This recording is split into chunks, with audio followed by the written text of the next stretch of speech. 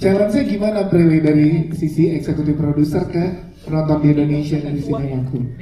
Mungkin challenge-nya adalah pas kita menulis skrip ya. Jadi di Sinemaku Pictures itu nggak pernah konflik itu atau cerita itu tanggung jawabnya ke penulis aja. Ayo kamu tulis yang bagus ya. Tapi kita saling diskusi.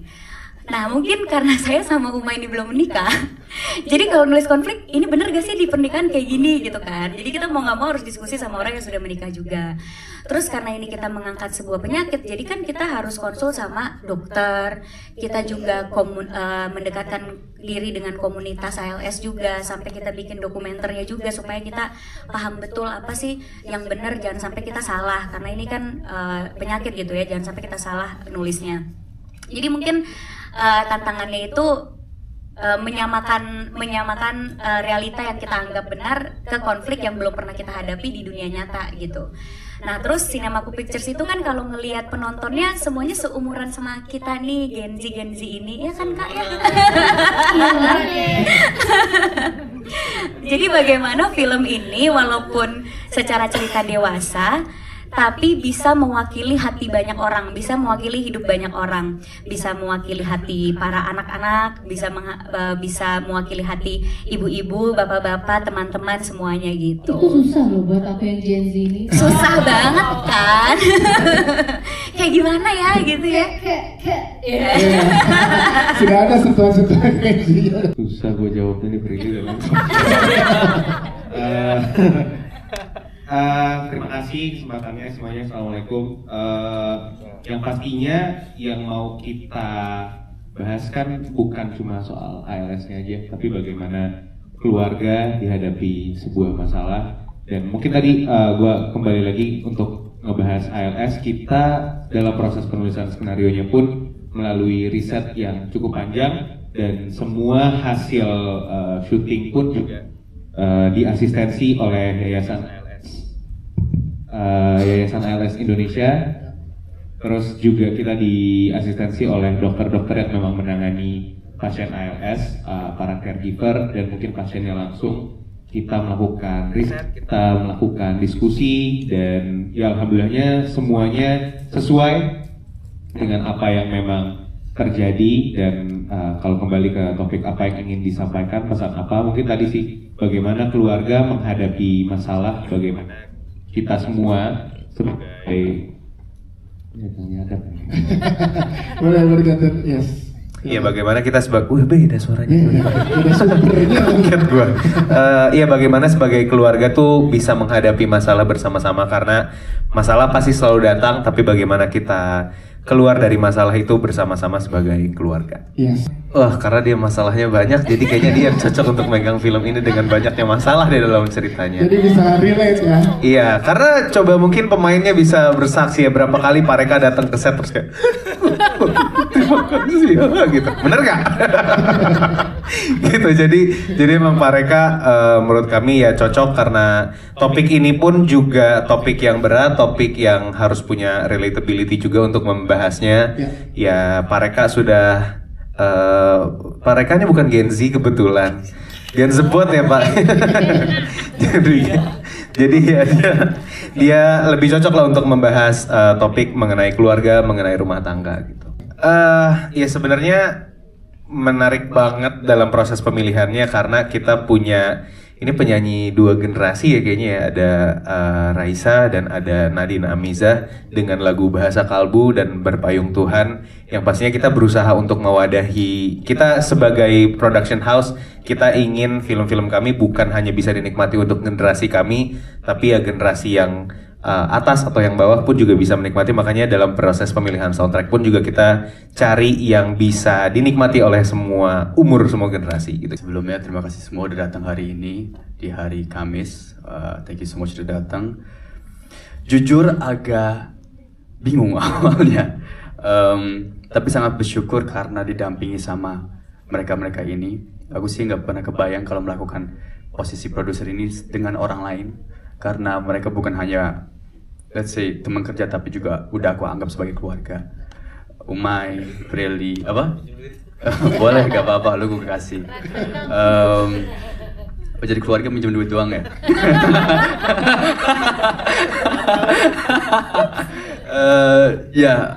Sempat disinggung tadi sama si Prilly, emang sebagai produser kreatif di sini emang ternyata risetnya banyak banget. Dan biasanya aku riset sebagai pemain, tapi ini juga kita proses hampir setahun setengah untuk riset ini aja. Risetnya bukan hanya ALS aja, tapi juga ada aspek agama juga, sempat ada pembahasan tentang talak. Jadi hampir semua yang disebutkan atau dilakukan setiap karakter di sini, kita harus benar-benar riset secara detail karena tidak pengen kasih informasi yang salah atau menyinggung salah satu pihak. Jadi emang bersyukur banget sama tim kreatif di sini. Ada Mbak Reka juga, ada Mbak Elin, mana Mbak Elin? Ada Mbak Santi juga, semua itu sangat into the story. Dan emang bener, emang film ini cuma bisa Pak Reka sih menurut aku yang direct. Karena inget gak Pak Reka? Pas sempat ditelepon, terus Pak Reka sempat ada pengalaman lumayan mirip sama ini. Mungkin Pak Reka bisa cerita kalau mau. Dan dari sana aku oke, I'm with the right people di sini. Karena nggak tahu kalau nggak sama mereka sih. Apa tadi pertanyaan dia? Seberapa emosional mereka dan relate dan setelah mendapatkan tanggung jawab ini dari sinemaku? Emosional banget pokoknya. Jadi kalau saya tuh kalau bikin sesuatu berusaha masuk dulu ke dalamnya supaya kita bisa apa ya kayak sebagai pembuat paling nggak sebelum memberikan order, sebelum memberikan apapun itu bahan diskusi atau apapun, biar saya ngerti dulu gitu kita mau bikin apa gitu, karena pendekatan itu perlu buat saya pribadi gitu. Terus waktu lagi bikin ide tentang ini, Prilly, Umay, Bu Yani dan Brian ngajak ngomong, terus kayaknya saya nggak mampu deh bikin ini gitu karena pernah ngerasain gitu dan nggak enak.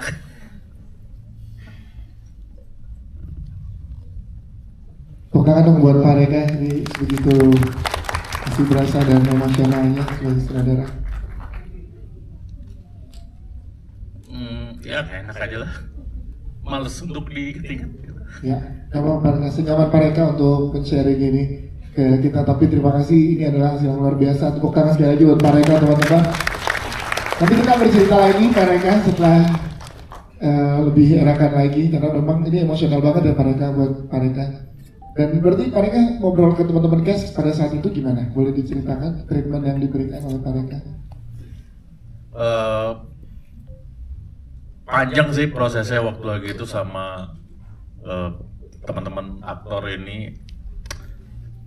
Sebelum syuting kita ngobrol di luar naskah tentang ya banyak lah gitu, kayak tentang kehidupan, tentang gimana suami istri gitu. Ya yang paling emosional adalah gimana ngebentuk rasa sakitnya gitu. Karena rasa sakit tuh nggak bisa divisualisasiin sebenarnya. Rasa bau, rasa sakit tuh nggak pernah bisa divisualisasiin kecuali dipancing gitu, dirasain. Nah untuk masuk ke situ tuh emang susah menerjemahkannya gitu. Nah, buat saya ketemu pemain-pemain ini juara lah gitu. Yes, intinya. Terima kasih Pak Reka sudah kita kembali dengan pertanyaan dengan teman-teman. Kita ke penulis skenario kita, ada Elin Yuma di sini karena ini adalah pengalaman pertama menulis skenario untuk film panjang untuk Elin. Wow, Elin bagaimana diberikan tanggung jawab yang sangat luar biasa dari Sinemaku? Boleh diceritakan challenge-nya selama menulis? Halo, perkenalkan nama saya Elin Yuma. Ini merupakan proses film ini merupakan film panjang pertama di Sinemaku Pictures. Saya merasa tentu sangat terhormat dan sangat merasa bangga, dan saya berterima kasih untuk produser dan para tim. Dalam proses ini tentu saja juga saya dikelilingi oleh tim yang sangat suportif dan sangat empati juga terhadap saya gitu. Dan ini dalam proses penulisan ini juga saya melakukan riset yang panjang juga, dan ini bukan merupakan sesuatu yang biasa saja gitu bagi saya, tapi ini juga film ini juga sebagai bukan hanya kuat secara struktur tapi juga tulus secara rasa gitu. Ya situ dia. Tepuk tangan dong untuk Erin, terima kasih.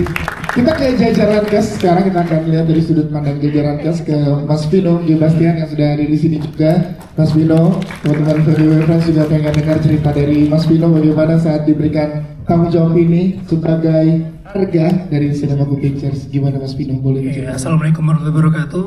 Terima kasih banyak teman-teman semua sudah hadir di sini, teman-teman VGB Friends, terima kasih banyak teman-teman media.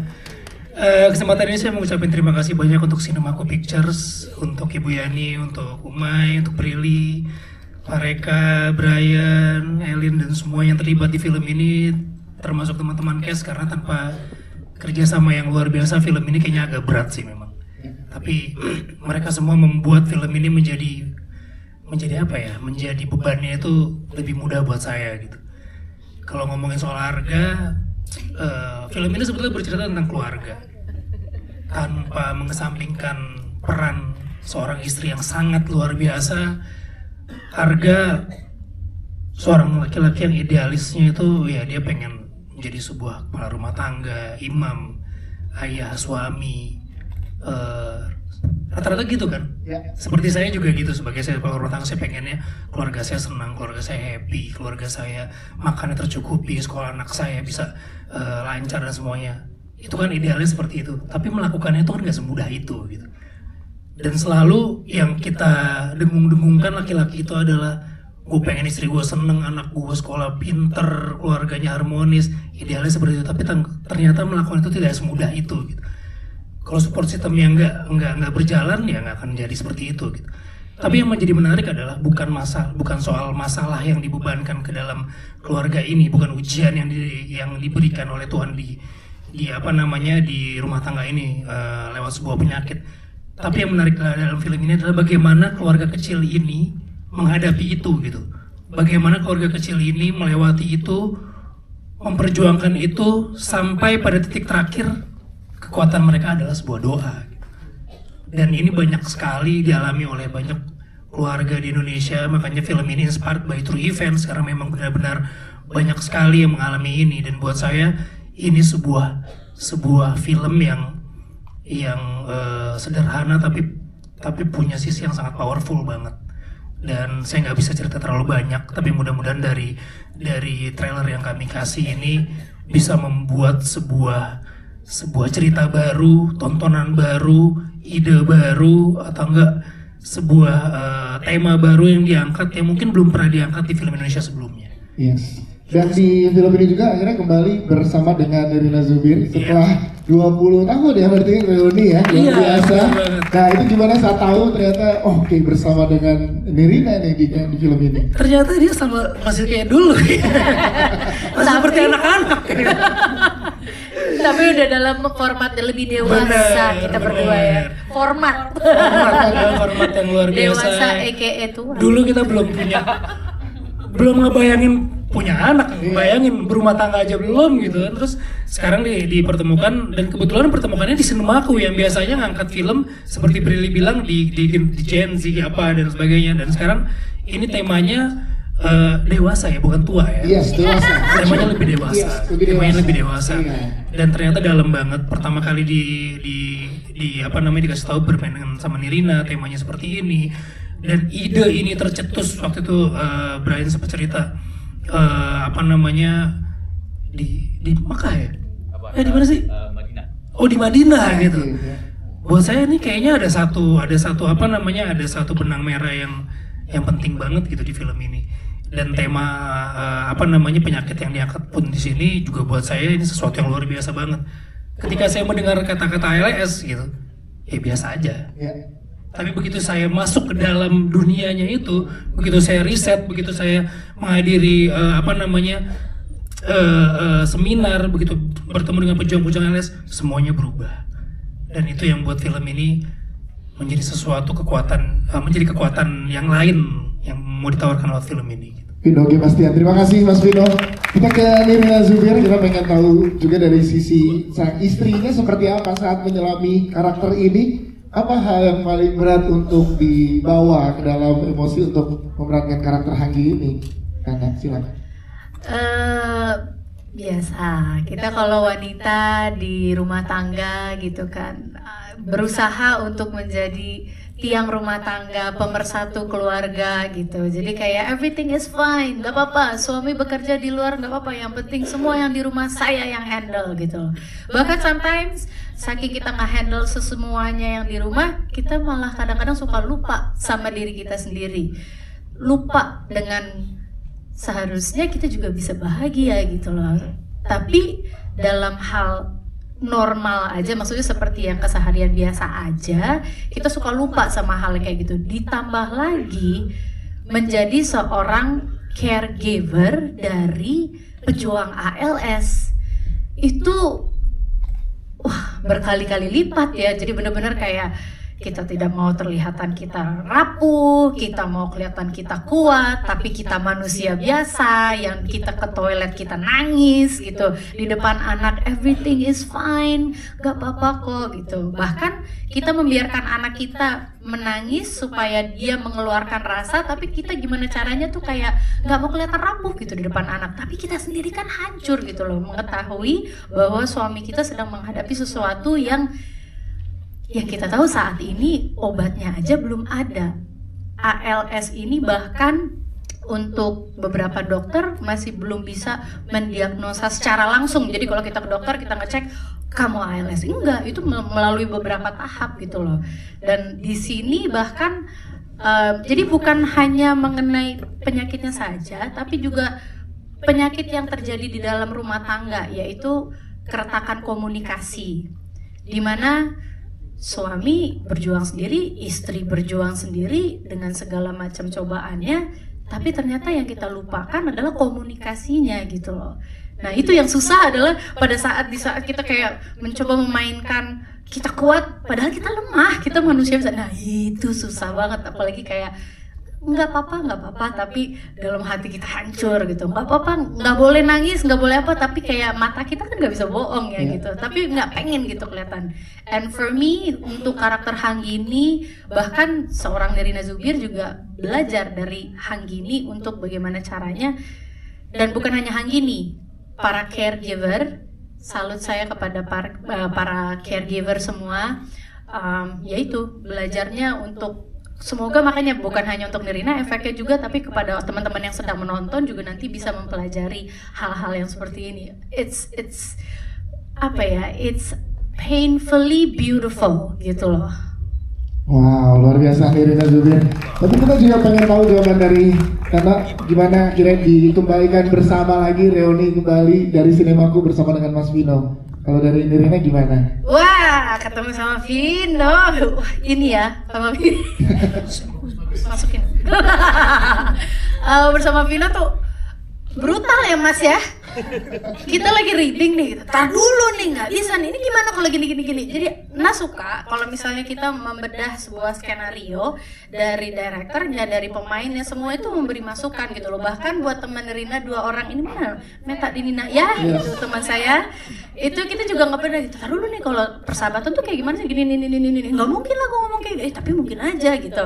Terus sama juga sama Vino juga gitu, kayak tar dulu dan yang kerennya adalah ngasih sudut pandang terhadap misalnya kayak kalau suami kan gini, sementara dia juga memberikan rasa yang kayak tak dulu deh, kan istri juga kalau diginiin sama suami. Jadi enak ya, kita jadi komunikasinya benar-benar two ways, jadi kayak pas maininnya juga gitu. Padahal kan Vino memerankan karakter ini tuh yang gimana ya, deep, terus agak dark segala macem. Sementara di sini kan Hanggini yang masih yang it's okay, everything is fine, yuk gitu loh. Tapi pas lagi maininnya tuh kayak aduh gimana ya. Ada satu momen yang bener-bener Nirina memerankan satu karakter itu, merasakan menjadi Hanggini, begitu cut gak bisa berhenti nangis. Gak bisa. Yang menjadi saksi adalah Pak Reka dan juga Brian jadi korban yang saya pelukin karena wah gak bisa. Nah udah cut, sebentar ya gitu.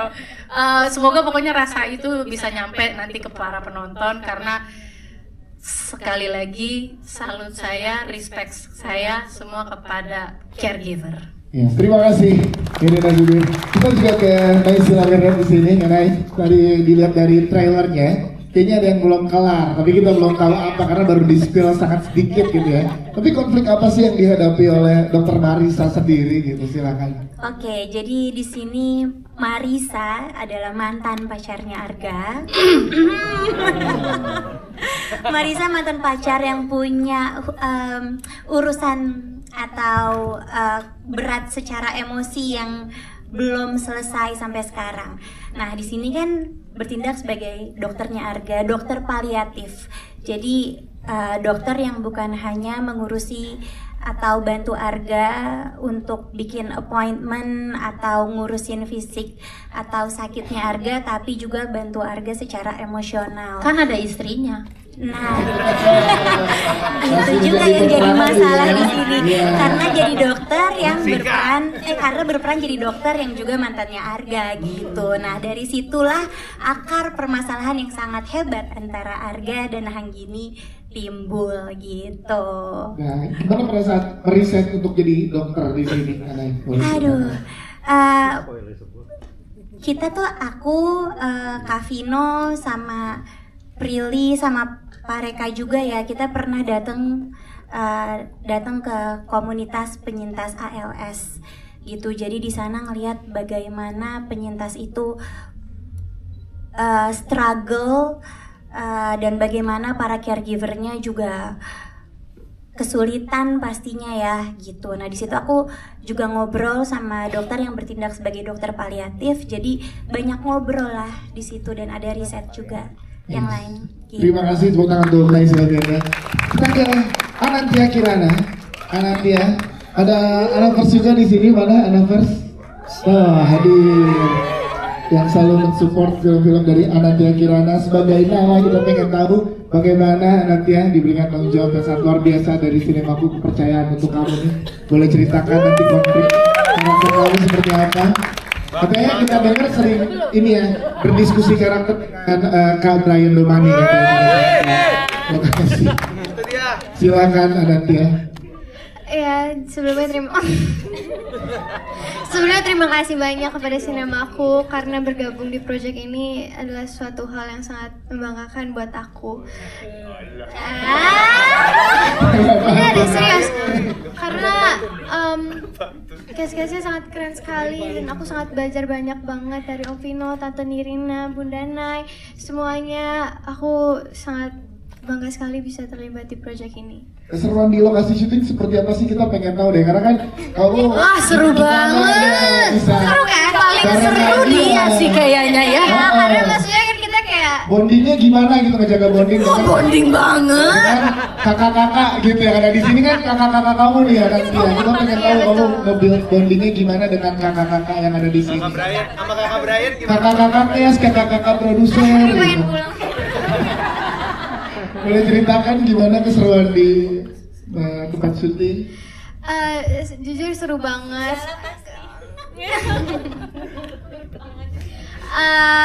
Seru banget. Pokoknya sangat. Kata-kata yang saking udah bondingnya ya. Iya. Pokoknya sangat menyenangkan sekali bisa kerja bareng sama Om Vino lagi pertama kali sampai. Ya udah kamu bilang lagi aja. Iya. Gini Anantia, kan banyak juga nanti yang akan nonton keluarga dan banyak yang seumuran kamu sebagai anak nih, sudut pandang anak ya.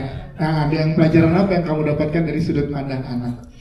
Yang pasti apapun konflik orang tua yang terjadi, walaupun tidak terlihat, tapi menurut aku anak juga termasuk korban. Dan semoga dari karakter Nala, teman-teman juga bisa relate dengan apa yang ada di karakter Nala. Bukakan dong untuk Anantia Kirana. Cakep. Oh salah. Kalau ngomong bukan pantun. Ada Gia Pamungkas saja bangke, kita boleh bercerita di sini. Bukan untuk Gia Pamungkas. Maju dong. Terima kasih semuanya ya. Apa kabar semuanya? Saya tunda lagi ya. Tolong jangan lempar saya tidak pernah menolak. Iya, saat Anantia bercerita balik badan karena takut pas ketawa. Tapi kita pengen tahu karakter di sini sebagai sahabat. Nah, sudut pandang sahabat tuh kadang sangat penting untuk laki-laki kan. Iya. Kepercayaan ini gimana karakter sahabatnya? Sahabat yang seperti apa sih? Jadi sebenarnya gini, Rio itu adalah saudara jauhnya Arga. Meskipun demikian, Rio itu tim Marisa. Jadi nggak bercanda. Oh, ada pembagi tim nih. Jadi ini sedikit ambigu karena Rio ini dibilang saudara jauh, tapi melihat Arga sebagai kakak yang tidak pernah dia punya. Dia tuh sebenarnya aku punya, yang ada di skripsi, nggak ada di film sih. Tapi sebenarnya punya kakak. Tapi hubungan dia melihat Arga tuh sebagai sosok kakak, sosok yang dia tuh menjadi apa yang namanya itu? Tiang. Menjadi ini tangan saya kenapa nih? Menjadi tiang, menjadi mercusuar gitu, a beacon. Dan dia juga melihat Mbak siapa namanya? Mbak Anggini, sorry, saya kayak Marisa soalnya. Dan dia juga melihat Mbak Anggini sebagai seseorang yang di-respect. Maka kalau misalkan ke Mbak Anggini bakal manggilnya itu Mbak gitu. Dan Mbak Anggini itu melihat dia itu sebagai dengan sebutan honorific maksudnya. Tapi dia bukan keluarga. Dia bukan adik kandung, dia bukan apa. Dia tuh asing. Nah, maka dari itu tuh kayaknya di sini aku juga punya sahabat yang seperti itu gitu, yang benar-benar the blood of the covenant is thicker than water of the womb gitu. Darah perjanjian lebih kental daripada air ketuban. Maksudnya gitu. Maksudnya kan kita selalu memiliki Wong tahu su, tolong jangan dipancing Rusia gimana maksudnya? Karena sebenarnya bukan karena sukilam ya. Jadi maksudnya tuh kita dalam hidup kita pasti memiliki satu atau dua sahabat yang lebih dekat daripada kakak dan adik kayak gitu. Makanya kehidupannya Rio itu benar-benar berubah, dunia terbalik ketika dia mengetahui Arga yang selama ini tuh 180 derajat berbeda. Maksudnya tuh dia menikah, dia memiliki anak, keluarga yang happy, dan mungkin dari sudutnya pandangnya Rio tuh kayak menikah tuh nggak selalu ini kok, nggak selalu ada yang kesulitan karena ngelihat Arga begini kok gitu. Tapi ternyata iya, dia melihat bahwa mercusuarnya itu beaconnya tuh runtuh begitu. Tapi ya makanya itu dia. Sebenarnya ini karakter berat karena cukup begitu kompleks. Namun gue bersyukur banget karena ini kedua kalinya kan gue bertemu dengan Nirina. Tapi ini pertama kalinya bertemu dengan Vino gitu, dan dapat dikatakan Vino dan Nirina tuh membantu gue di sini. Mereka membantu chemistry hubungan kami. Mereka juga adalah orang yang tidak sungkan untuk bilang nggak gitu kayaknya begini deh gitu. Ya tipikal aktor yang membuat lawan mainnya itu kerjanya bagus dan enak diajak kerja sih. Kayak gitu. Dan ini juga by the way ya, ini juga nih si bocah yang bakal kursi muter ini. Nah, jadi Pak, sebenarnya aku ada ini Pak, ada scene dia bagus banget nih sebenarnya, tapi nggak dimasukin nggak akhirnya. Kita lihat. Pokoknya itu scene di mana harusnya tuh gue nggak nangis sebenarnya. Tapi jadi nangis. Gue cuma ngeliat punggung dia doang, tapi kayak ya gitu lah, iya kan yang kita bilang bagus, yang gitu kan. Abis itu kamu berak. Nah iya, yang mas bagian itu. Jadi aku kira dia getar tuh karena sedih, ternyata tahan gitu kan. Jadi jutaan lu. Saya begitu mengesankannya dan begitu mengesankannya. Yang terjadi lah, getar. Tapi ini adalah pengalaman syuting yang enak banget. Hangat, dan itu benar yang dikatakan Mas Reka itu berkali-kali tuh. Ketika kita lagi beresin, dia bakal datang dengan keluar air mata gitu, ngomong ke Vino, bagus Vino gitu, ngomong ke gua, gak gitu Ge gitu. Dia bagus banget. Ini adalah film yang menyenangkan banget sih, dan menurut gua kalau misalkan di depan gua tuh kan cukup lumayan selektif ya dalam memilih film. Iya. Kita tahu ya, paham banget. Iya. Banyak checklistnya dulu kan. Bagaimana ya gitu. Gua tuh nggak murahan gitu. Itu dia. Tapi gua rasa ini adalah pengalaman pertama, dan gua bisa ngomong kalau misalkan ada film dan di situ ditulisnya itu salah satu cast-nya itu adalah cast orang-orang yang ada di sini semuanya, gua pasti bakal bilang boleh gitu. Kamu kasih tangan tuh, thank you. Oh, dikasih handphone.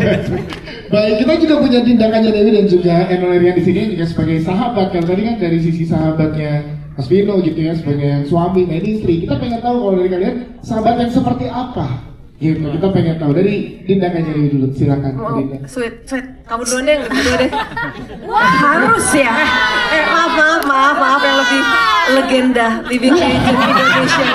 Iya kan, lagi gue fosil ya, Iya mohon kan? maaf. Masa kecilku ada selalu kamu. Sudah. Terima kasih. Mereka dipisahin ya. Mohon maaf, barusan sebelum ini kami kan makan dulu. Pas tanya, kayaknya mau makan apa? Tempe. Siapa? Juru. Tapi bener loh, tadi aku dapatnya tempe. Ini konsisten dari kecil sampai sekarang makan tempe. Berarti Kaira dulu deh. Oke, baik. Terima kasih semuanya. Assalamualaikum warahmatullahi wabarakatuh. Jadi di sini aku ini berperan sebagai Nina yang menjadi salah satu support sistemnya Hanggini. Jadi dalam kehidupan kita pasti di kehidupan biasa pun juga kita pasti punya sahabat ya, sahabat yang suka memberi input masukan kalau misalnya kita tuh punya masalah dan juga dapat ujian di rumah tangga gitu.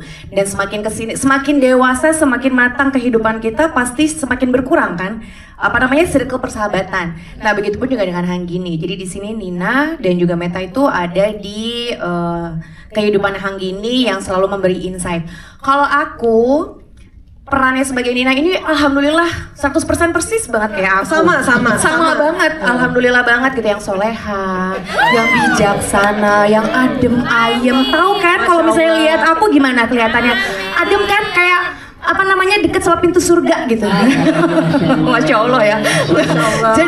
Jadi Nina itu memang hadir di Hanggini itu untuk memberikan ketenangan. Kalau misalnya dari sudut pandangnya lebih religius gitu ya. Jadi kadang-kadang kan ya kita sebagai manusia kalau misalnya kita punya teman yang punya masalah kan pasti kan kita pendapatnya ya semau kita aja gitu kan, apa yang menurut kita baik. Tapi Nina di sini selalu mengingatkan Hanggini untuk yuk kembali lagi janji pertama menikah seperti apa. Ingat lagi kita tuh menikah itu untuk apa sih selain cinta. Dan juga diingatkan juga bahwa ternyata tuh kita janji menikah tuh juga karena Tuhan, karena Allah. Jadi Nina tuh ya persis kayak aku lah ya. Masya Allah banget kan, gimana adem kan? Terima kasih juga. Dari kita gimana? Ya kalau itu Nina. Nah kalau di sini aku berperan sebagai Meta. Ini agak kebalikannya Nina ya. Meta itu sahabatnya Hanggini yang sangat realistis dan juga praktis, lumayan emosional. Tipikal ya gibah lumayan. Enggak sih, dia netizen reaktif aja gitu. Pokoknya ngeliat sesuatu tuh bener-bener kayak apa ini?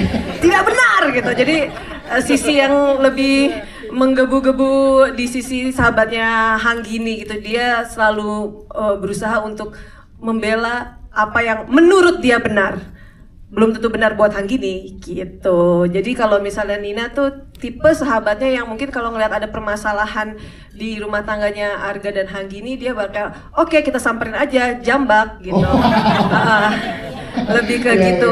Jadi memang dia akan nanti di filmnya benar-benar harus melihat yang adegan Hanggini sama mereka berdua itu sampai Pak Reka juga nggak nge-cut adegan kita, dibiarin terus sampai kita ini kok nggak di-cut ya,